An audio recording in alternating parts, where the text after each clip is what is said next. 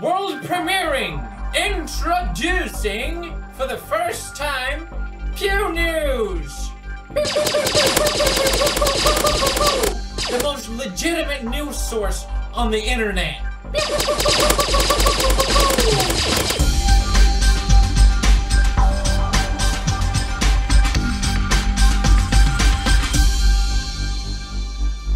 Pew News, the place where we talk about things that happen on the internet, topics that are of interest. News number 1: J.K. Rowling is under the fire lately. J.K. Rowling responds to gay Dumbledore controversy. J.K. Rowling, the wonderful author who didn't take a second before calling me out publicly for being a fascist. Thank you, J.K. Basically, what happened was that J.K. Rowling, the queen of afterthought, after writing 7 books, she thought it would be nice that if Dumbledore, without any hint in any of the 7 books, that Dumbledore, one of the main character, was a homosexual. A nice little afterthought, you know. Of course. And you know why? Because they're no different. That's why. That's how genius I am. Because they're no different from normal people. That's why I don't even have to write it in. I will, however, take all the glory for being so forward-thinking. You are welcome. So now that the new movies are coming out with Dumbledore's past, or his previous character as young, it was exposed that none of that will be shown. Dumbledore will in fact not be displaying that he is into boys. And J.K. Rowling sort of responded to people's criticism about this. People weren't too happy, kind of calling her out for her hypocrisy that, hey, I thought you said that he was a homosexual character, then why isn't he all of a sudden? And J.K. responded with, I'm gonna mute you. That's how you know someone responds well to criticism, when she won't even listen to it. J.K. Rowling, which of course also so progressively thought, yes, Hermione was actually black, as clearly evidence all over her 7 books displayed. Like here. And here. Here's the tragic case of me actually agreeing with Polygon. Fantastic Beasts sequel needs to show Dumbledore's sexuality, not just hint at it. You have created a world with werewolves, wizards, and all kinds of shit. I don't watch Harry Potter or read the books, but I know you got magic in it. But a man publicly displaying that his sexuality, that's too far. That cannot exist in this world. Thank you very much. It's like she wants the cake and eat it too, and people call her out on it, and she's a crybaby. J.K. Rowling is a lost billionaire woman who can't face criticism. Nothing new here. The next news! Logan Paul went skydiving, and his main parachute didn't open. Ah! Oh my god! I think that's the wrong emoji that they used. They should have used that emoji, or perhaps. Many of you asked what my opinion was about Logan Paul returning to YouTube, and it's pretty simple. He should be able to return. There shouldn't be any problems with it. I personally, I don't have any problem with it. I, for one, love seeing slow-mo shots of Logan Paul with a serious face. Maybe petting his dog, or maybe just wrapping his fingers together. That's what I subscribe for Logan Paul, and I'm glad that he is back doing what he's doing best. I think as a society, as human beings, we just yes, touch the stone. That includes me too. That's something I'm learning. Something else that Can I just say, I love his haircut. It's just perfect. It just made me completely forget about everything. I need a new haircut. That's better. I guess the thing about this video is that Logan Paul's initial video that stirred all the drama, it was made to make himself look better in the eye of suicide. That's what he did. He just did it so miserably that it just completely collapsed. And at the end of the day, this video is doing the same thing. He's trying to make himself look better in the eye of suicide. There's really no difference, but the general thing to learn here, that it's okay to do that. It's okay to benefit from suicide as long as you're doing it in the right way. One important note that I got from the video was that he met up with this gent that survived from jumping off the Golden Gate Bridge, which is Obviously it doesn't happen, and he was met with instant regret, and he uses that to speak out against suicide, and it's a great story, and it's great that he's getting featured. Basically, when I was during my media storm, everyone told me to do this exact same thing. Everyone told me you need to meet with people, you need to travel around the world to interact and show people that you've learned. You need to appear on interviews. And I just personally felt that that was very disingenuous. It seemed like I'm obviously just doing it to repay my image, or to repair my image. I'm not doing it out of pure good intention, which sort of spoils it completely for me. And I just thought that's just disingenuous. I don't want to do that. I would rather just show people that I've changed through my videos and time. He also did an interview with ABC with Michael. Michael, I'm 22 years old. I'm gonna be honest with you, Michael. Michael, I've gotten to meet Michael. So it was 100 yards away from the parking lot. It doesn't make any sense. And I believe it happened for a reason. So apparently, because it was just 100 yards from the parking lot, and Logan Paul found a dead body, it happened for a reason. There's a divine... Logan Paul is on a divine path of redemption. This all happened for a reason. Who would have thought it would have happened? No one.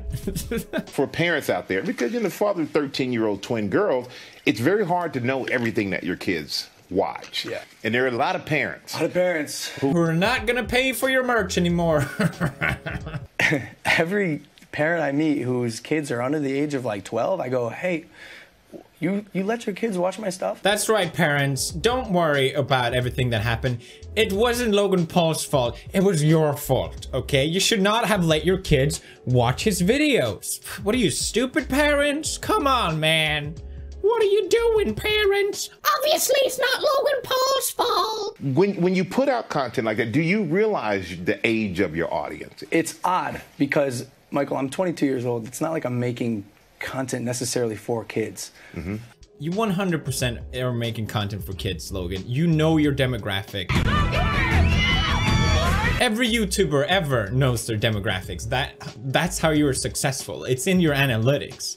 And it's also, you meet them. I know people say, well, only the young ones show up at events like this and stuff like that. But no, when I did my meetups, there were all the people there too. They were not just all kids. In fact, there were more young teens and or young adults than kids. You're lying. You're just lying. I try not to live my life thinking about money.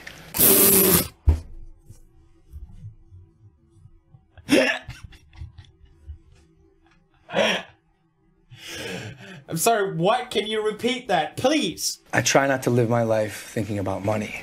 Mm-hmm.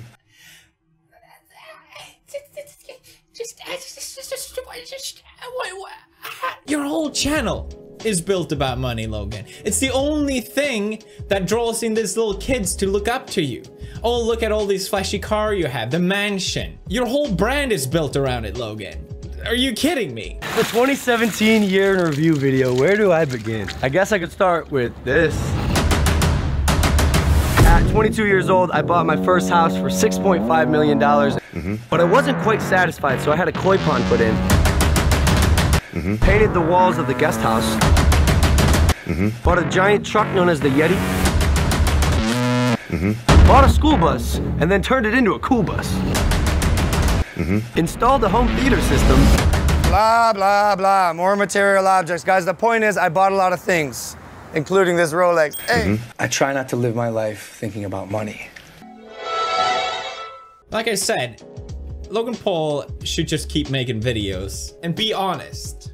That would be my advice. And as long as he's not, I'm gonna call him out on it. Now, which brings back to this headline. Logan Paul went skydiving and his main parachute didn't open. He posted on Twitter that he had to cut away his main parachute because it didn't open, and he had to use the blue reserve parachute. Remember the guy that jumped off the bridge and survived? Well, now Logan Paul has someone that he can relate to it. Normally, I would think better of people, but seeing Logan Paul's behavior, and I think I'm someone that can understand this sort of mentality, where you're just dishonest. I really truly think that he just jumped with the second parachute.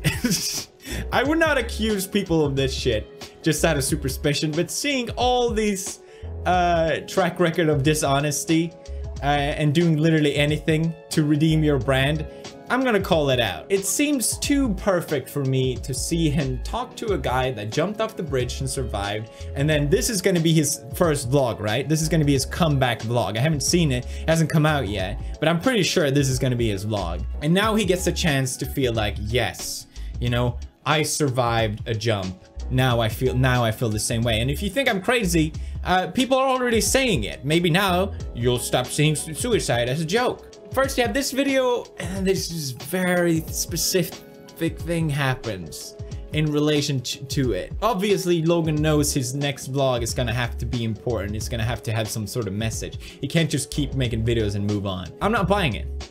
I'm not buying it. I know people will think I'm crazy, like I put on a tinfoil hat or something. I'm not buying it. I'm not buying it for a second. Stop being dishonest, Logan. That's all you have to do.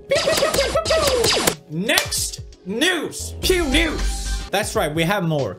Susan Wojcicki tweeted, CEO of YouTube, I think that's her position at least, that she's been listening closely to your thoughts and ideas for the past year, so wanted to share my priorities for creators in 2018. It's a long blog post going through basically acknowledging the issues, I would say. She sort of spices on some good bits here and there, like not everything is bad. Hey, they have super chat now, and in 2017, the number of creators making 6 figures grew by 40%, so it's not all bad. But she did recognize the demonetization in this message. She says, but even as our platform continues to do well around the world, too many of you unfortunately had to learn about it. New word in 2017, demonetization. It's nice to have it acknowledged at least. It would be nicer to see what is going to be done. I think a real good course of action would be to stop letting people have this guessing game with YouTube. You're gonna have to start filling people in on what is going on and why, for example, a video gets demonetized. Whenever my video gets demonetized, I have to play this guessing game of what caused it. What was it in this 10-minute video that wasn't allowed? Was it because I said Dorian at that point? Was that too much? You never know. It's so, I wish they just say, hey, this doesn't fit into our community guidelines. I can go, oh, okay, I'll cut that out, not a problem. And then I can move on with my day. And instead of having to spend hours of re-uploading, spending so much time. And I think this is a problem with most creators. When a clip gets claimed by another company, they take all the revenue of the video. So let's say I used audio from someone that I didn't know was copyrighted or something like that. It's hard to tell, I know. It's stupid, you shouldn't do it, but sometimes it just happens. And they claim the video, they get all the revenue. And plus that, they don't even have to say why they claimed it or what is claimed. There's still so many issues with the system, and they're making it harder for creators to earn their revenue that they deserve. You have really creative people really making amazing stuff that don't get the revenue. Just to give an example, you have this really creative meme video that I re-uploaded because I wanted to react to it. It's a really great video, probably took a shit ton of edit to put in. And it's to display the memes of 2017. If I showed this bit in my video, the company that owns this video can claim my video and take all the revenue for this entire video just because I showed it. That's enough to justify the claim. There's so many issues, and I think that's what needs to be addressed. Stop letting YouTubers have this guessing issue. I do think they are gonna make an effort, and I'm glad this is talked about from Susan direct. I hope that Susan makes more statement like this. I think it's great. And it gives some transparency and generally a direct reply to the community. Pew news! What are your thoughts on some of the stuff that we discussed here today? Let me know. Also, make sure that you check out the new merch. Now it comes in hoodie. That's right. Leave a like if you enjoyed, and as always, Squad Fam out. Every parent I meet whose kids are under the age of like 12, I go, hey, you let your kids watch my stuff?